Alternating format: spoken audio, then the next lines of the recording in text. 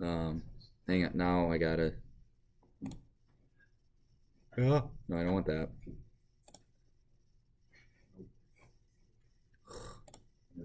Here we go.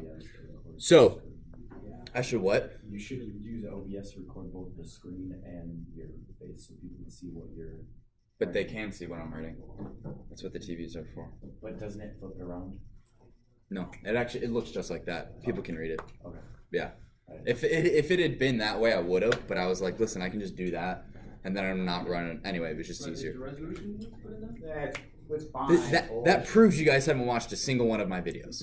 Yeah, because I listened. I'm just saying. If you're sick, like those videos. All right. Anyway, so that's an absolute file path.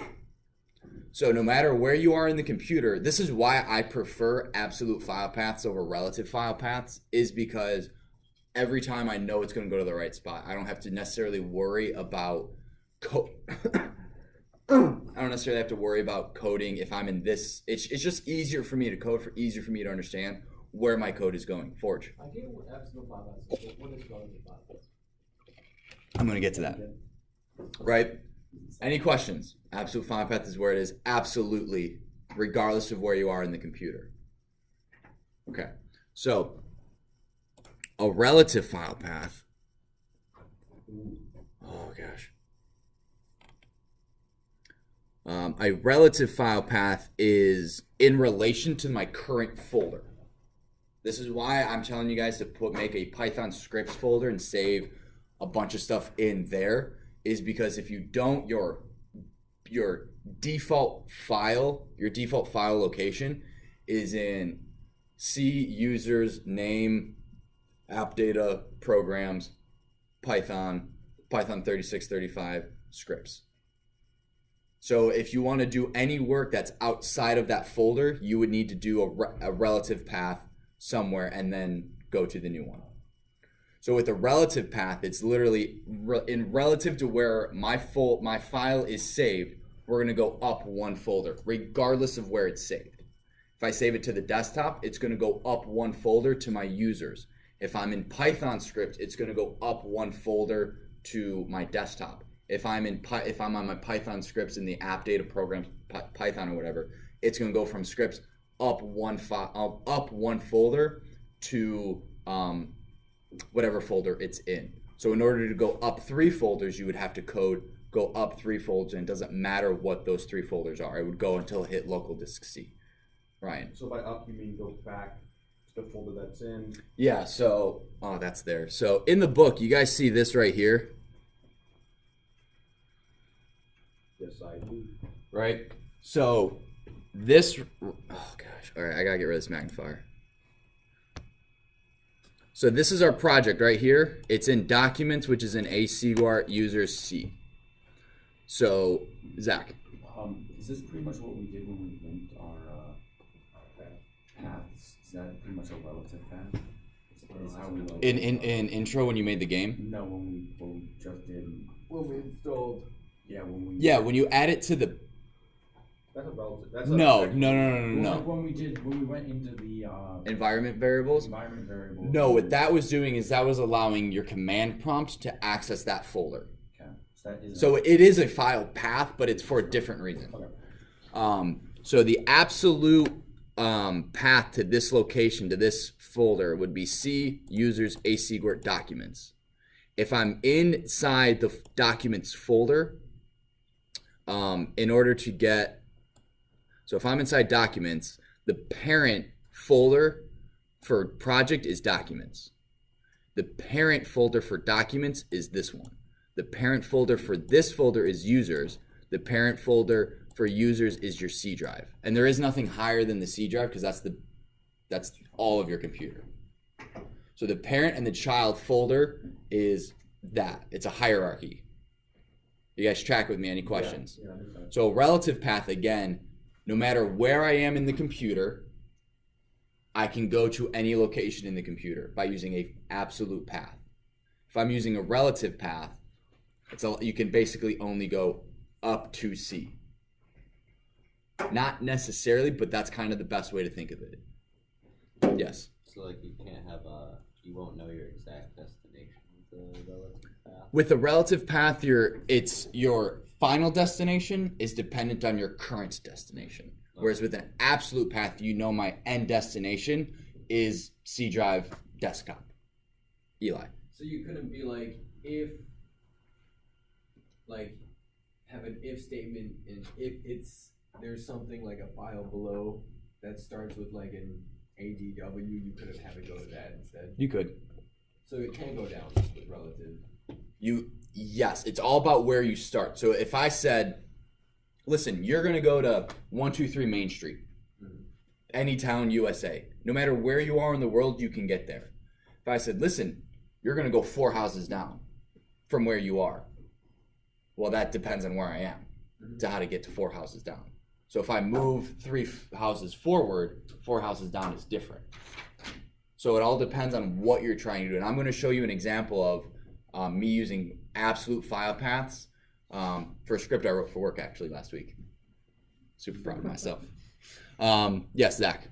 Is this like, so if somebody was actually like in a programming job, like imagine like a game, is this they would use to like place their like game files like when you're installing it?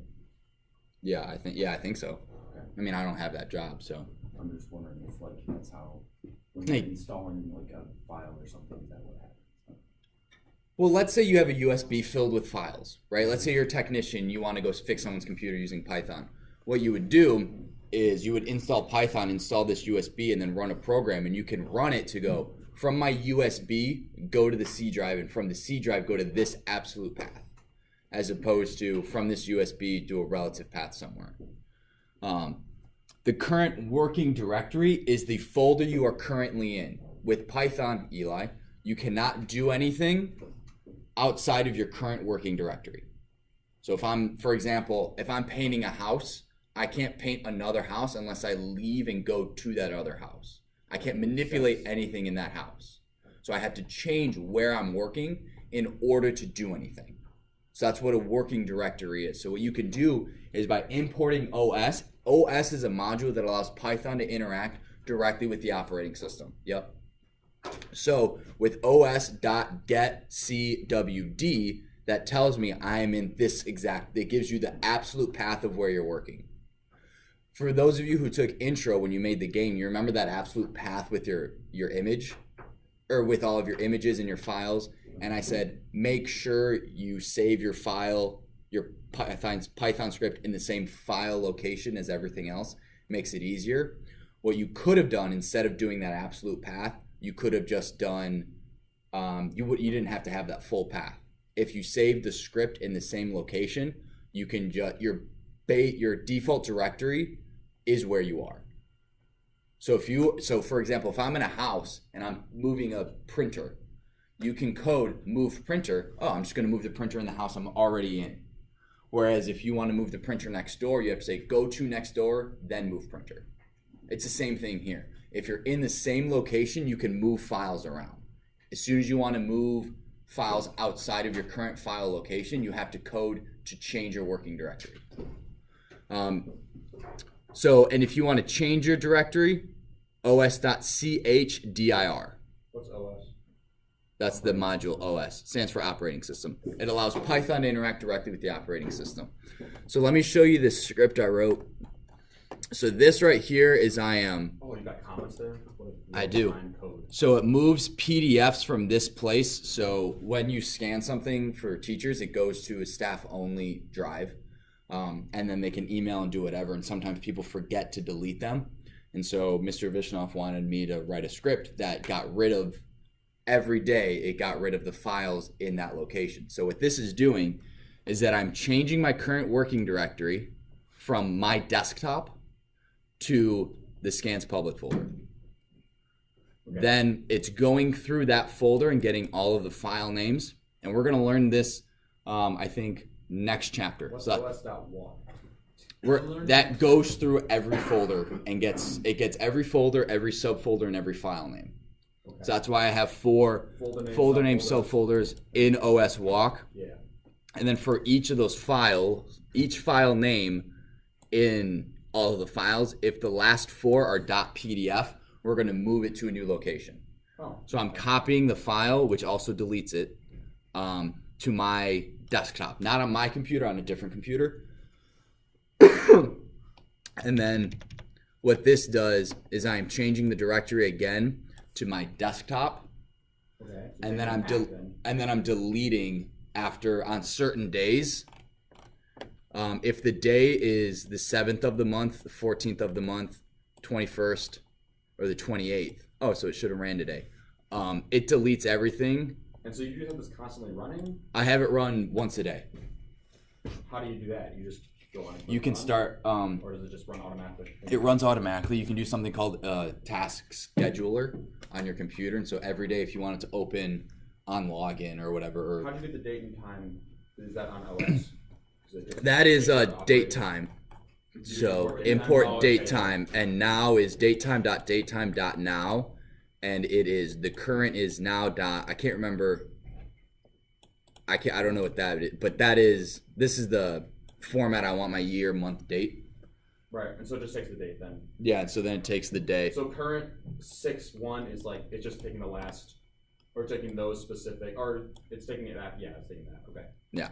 So this is just one of the things that after chapter 9, chapter 9, you'll be able to do stuff like this. And what is shuttle? Oh, this is show. I can't remember. This basically is what copies stuff.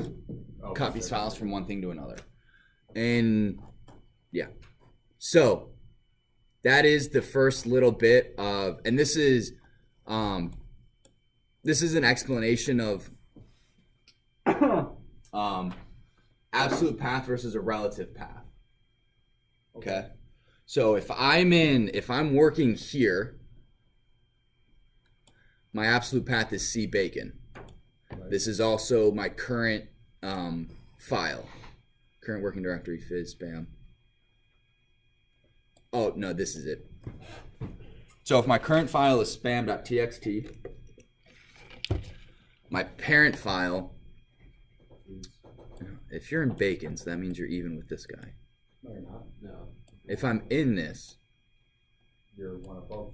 oh no, this is the spam text it's talking about. My bad. There's two of them named the same. I know, that's why I was like, wait, but that doesn't make sense. Okay. So in order to get to your parent folder, if you're here, is /. To get up to is .. I also think that takes you just to C in general. To do an absolute path, you do C.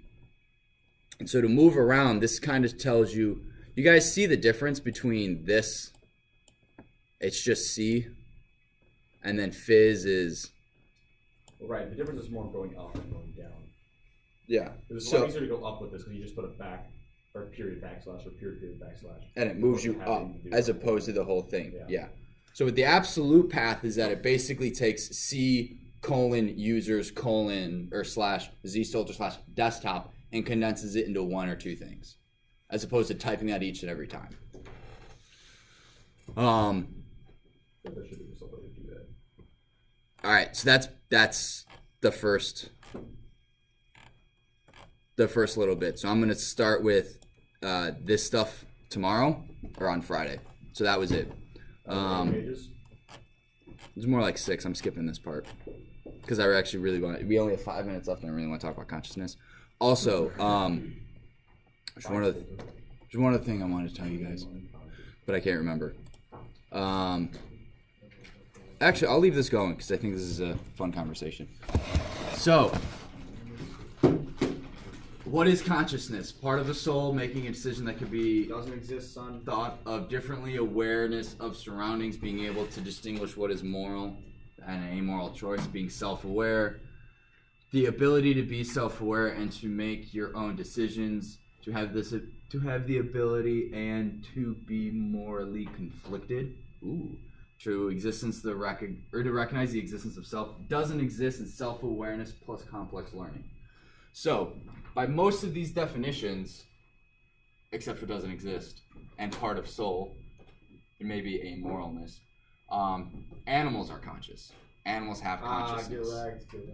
Well, how do Right. we know? We can't know that. Hold up. How do we know animals Based are on self-aware? because making a decision that could be thought of differently. Animals, monkeys take stones and they try to bash up nuts, and Well, some of them try to throw. a decision that could be thought differently. You can throw it off a cliff and have it crack. You can take a rock. By this definition, I'm not saying. How do I know that monk could have thought of anything differently? That's a bad definition. I'm just saying. I'm going through a couple of these. But we don't know the thought process of monkeys, Filter.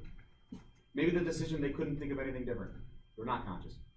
Okay, but if you see the same monkey do two different things, They're different creatures, of course. the same monkey do two different things twice.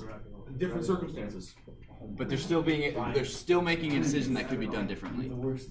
I'm going through a You couple can't of argue these. with Ryan. It's impossible. It's not true. I do it all the time. Anyway, so consciousness, what do you mean doesn't exist? You can't prove conscious exists. All right, I'm not conscious. You're not conscious. How do I know you're conscious, Stolter? The only thing you can ever think of following Descartes' theory is No. you are a like, thinking thing. Yeah, You're some form of a thinking thing. that's debatable. But I can't. There's no way to show any sort of consciousness in anyone else besides yourself. Right, but all I'm asking is, what is it? It doesn't. It's not. It doesn't have to be real for it to. What is it? You say it doesn't exist. It Well, obviously exists in some form because I'm talking I'm pointing about out that it doesn't have to exist. it. Okay, consciousness doesn't have to exist. What is it? Like we know it doesn't have to exist. Going off of this, can you code consciousness? Can you? Depends on which definition you're looking at. It depends on what is consciousness, right? To recognize. So the is existence it- of self-awareness plus complex learning? Complex learning you can definitely code. Self-awareness? I don't even know what self-awareness means. Well, so here, Ryan, right. So in an animal experiment, one classic thing they would do is they would show animals in a mirror, and animals would see themselves in the mirror. yes. And there are only very few animals that Dolphins. are able to Dolphins and distinguish elephants, I think, whether and a the- couple forms of Yeah, monkeys. whether the thing on the other side is a reflection of themselves, or is it something on the other side? And some dogs have been able to do it, monkeys have been able to do it, dolphins and elephants are able Forge. to do it. I can Mhm. code a computer to recognize itself through a facial recognition camera. So does that mean that robot's self-aware? No. It's an ultimate measure. It's like there's no coding in their brain that says to tell them that. It's because they are smart enough and they have a thought process that is complex enough that they're able to recognize themselves from the mirror. Okay, so then if I code a robot with facial recognition, No, because it's direct coding. You're directly coding them to do that. Well, what's the difference? What's the difference? The aggregate of their intelligence enables them to recognize it. okay, so what if I code a machine learning thing and it learns that it is It itself in the itself. mirror Yeah. without me directly coding it? Because it's not as a result of a complex thinking process. It's Why because you not? directly coded it. Why is that? I didn't directly code it. I coded a machine learning and it recognized itself as machine learning. Right. So is that consciousness? No. What I'm saying is, we say animals have consciousness, or at least we say I don't say those. that. Maybe this should have been, what is human consciousness? I don't say animals have consciousness. We're just making What Or, we're talking about, How about this? How many? if we can program this, so human consciousness is like, How many? But you could code it like, like could you code an animal's consciousness? Like, what if you wanted to code like An a ant's monkey? Well, you can download all of the neurons of all the worm brains, and you can put it into a robot with all the inputs of worms. And then is that a worm now? Because it just has Is it? It has a worm brain. It has all the inputs of a worm brain. It will Robot make the worm, exact right? decision that a worm would make. It's a robot one. I don't know. All right, So is it conscious? No, it ain't conscious. It's a freaking worm. Worms aren't conscious.